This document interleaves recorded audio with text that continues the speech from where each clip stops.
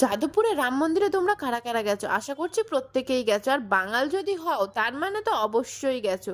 আর কলকাতায় থাকে আর বাঙাল যাদবপুরে রাম মন্দির চেনে না, এরকম মানুষ পাওয়া এখন কিন্তু বিরল।